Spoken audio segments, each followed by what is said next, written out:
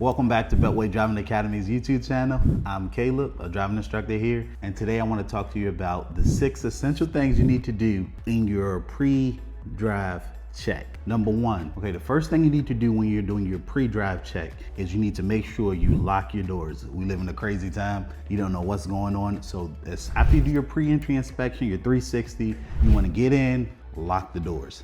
That's the number 1 thing you want to do. You don't want any craziness happening. So you want to make sure you lock your doors. Pretty self-explanatory, but that is number 1, and that's essential. Make sure you lock your doors. Number 2, adjust your seats. So after you get in the car, you lock the doors. Then you want to make sure you adjust your seat to your comfort. If you're short, you might want to move it up close to the steering wheel. If you're tall, maybe you're a basketball player, athlete, or something like that, you're gonna move back a little bit to make sure you're not very uncomfortable, your knees up to your chest, so you're gonna have a very uncomfortable driving experience. So you wanna make sure you adjust the seats to your comfort to make sure you're ready to get on the road, and you don't know if it's gonna be 30-second ride, 30-minute ride, or an hour drive, right? I don't know, but you wanna make sure you're prepared for whatever the endeavor is. So that's number 2. Number 3, the third thing you wanna do in your pre-drive check is you wanna adjust the mirrors inside the car and the mirrors outside the car. Mirror, you wanna make sure that it's positioned out the back windshield, right? You wanna make sure you can see cars if they're getting too close to you. You can judge the depth.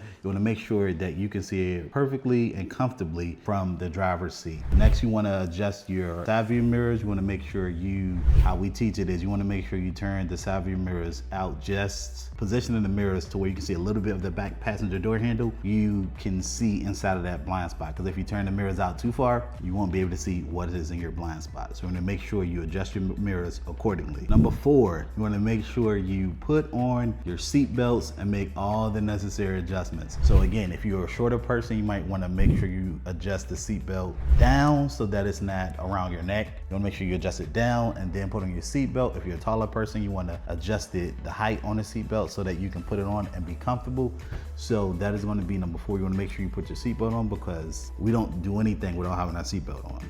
Okay, that's very essential. Number 5, after you got your seat belt on, you want to make sure everybody else in the car has their seatbelt on. I don't care who it is. We don't take off without everybody in the car having their seatbelt on. I know I'm infamous for this. I even get yelled at sometimes by my wife. She gets in the car and starts talking. I'm like, hey, put your seatbelt on, all right? So that's how you wanna, the motto you wanna live by. Anybody in your car, before you take off, everybody needs to have their seatbelt on. I don't care how good of a driver you are. You might say, oh, well, I'm a good driver, you don't have to put the seatbelt on. That may be true, but you cannot determine what other drivers on the road are gonna do. That's why we teach you have to be a defensive driver. You have to prepare for other people not being responsible. Although you may be a good driver, you don't know if the next person is gonna be a good driver. So we don't take off until everybody has their seatbelt on, okay? So that's number 5. Number 6, now that everybody in the car has their seatbelt on, we're gonna make sure we adjust our head restraint as well to make sure that the height is proper. If you're a short person, you wanna lower it. If you're a taller person, you might wanna elevate it a little bit. And the reason you wanna do that, you wanna make sure that in the event, I know you're a great driver already, but in the event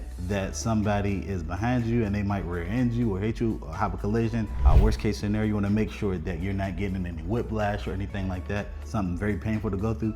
I hope you never have to experience that. So you want to make sure you adjust the head restraint to your comfort level to make sure that in the event that the worst happens, you're prepared. Now, I'm going to give you some non-essentials after you do those top 6 essential things that you need to do in the pre-drive check. Some non-essentials that you can do after that is you can go ahead and adjust your windows. Maybe you want to roll a window up, you want to roll it down. In the summertime, you want to adjust the sunroof. Maybe you want to adjust the temperature in the car. You want to turn the AC on in the summer, turn the heat on in the winter.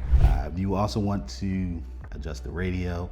I know you might see mom and daddy cut the radio on, turn the volume all the way up, might have it blasted, listening to all the good jams, whatever the case may be. But you can adjust it at that point after you do those 6 essential things. Me personally, as a new driver, you probably should be driving with no music because you need to focus on the road. But if you must, you cut the radio on. You want to make sure you keep it to a minimum so that you can pay attention and be alert to everything else, that's all the craziness that's going on around you.